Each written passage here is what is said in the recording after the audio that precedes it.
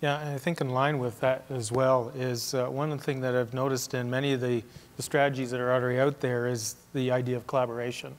I think we've got to be careful as to not develop our own strategy in a vacuum.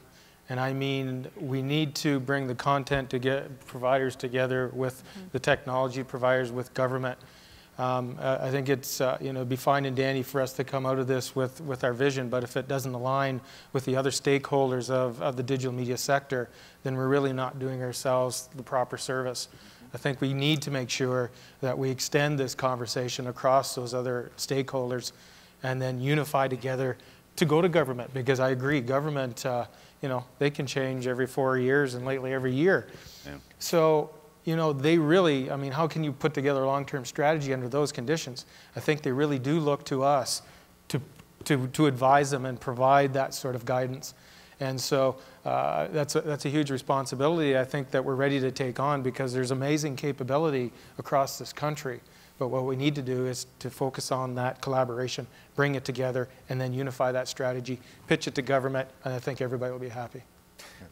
When I hear that, I agree 100% with that, but when I hear that, I start seeing this being like, okay, so by 2017, we might have a national digital strategy, because when you try and coordinate that many factions, either you're going to end up with something that doesn't really accomplish anything, or it'll take you so long to get there that you'll be out of date before you finish things. Is that a risk? How long do you think it's going to take us to accomplish something here? Well, I think what's more important about the moonshot is to have something to shoot for. Because if we year after year say we need a national digital strategy, we need a national digital strategy, and we really don't set milestones in between in order to gauge ourselves in terms of our progress, we're going to have this conversation over and over again every year. Yep. So, I mean, these moonshots are dangerous, and I agree that there's an element of danger and risk that goes along with that.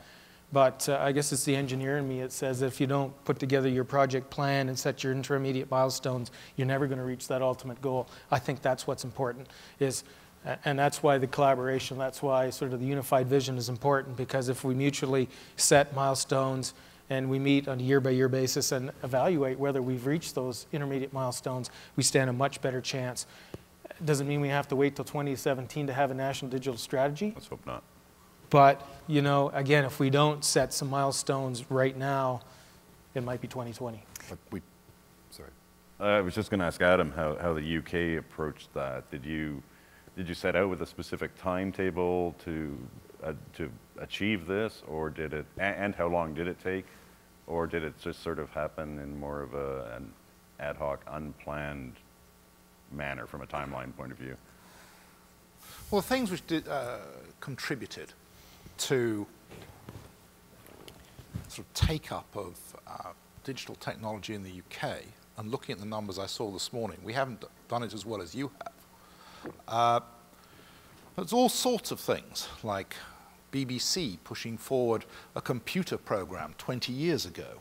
The fact that we had things like teletext, which actually provided a culture of people actually getting textual information. All sorts of little cultural issues. I mean, other things things which are missing at the moment in terms of education, copyright's a really serious issue.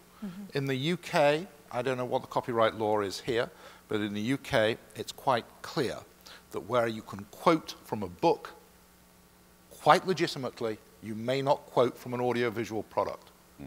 And that's a nonsense. So that's a real issue. But as you know, I mean, in the UK, I mean, we as an English citizen, you used to look up to your aristocracy and your queen. That became passé, and then you looked up to David Attenborough, and that became passé, and now you look up to Simon Cowell. So in that spirit,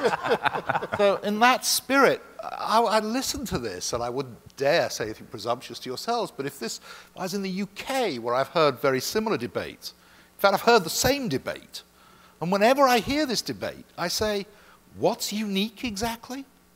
Why do you think, the real issue is if you understand what the web is, if you really understand what it is, you know full well there's no such thing as unique. And that as soon as you put your library onto the net, it's absolutely the right thing to do. Couldn't agree with that more. It's exactly the issue that the British Library has. Let's get it all on the net. It's no longer a British library. It's a global library. And then the question is, I hate to tell you this, but it's not to do with being unique. If you were a person and you came in and said, you know, look, bad news, the industry that I've been working in is slowly coming to an end. I've got to go and find a new job. You'd say to them, you know, and they'd say, well, I've got lots of unique skills. I can do all sorts of things. I worked in a cutting room. I know how to sync up 16 mil rushes. You know, that's a great unique skill. Not so much. You'd say, what is transferable? What are the skills in my culture that are transferable to this new era, which actually gives us an edge? And it's about transferable skills. That's how I phrase it in the UK. You know, you'll have to work out whether that statement has any relevance for here. But there ain't no such thing as unique in a network, multi-node world. I'll go back to being Simon Cowell now.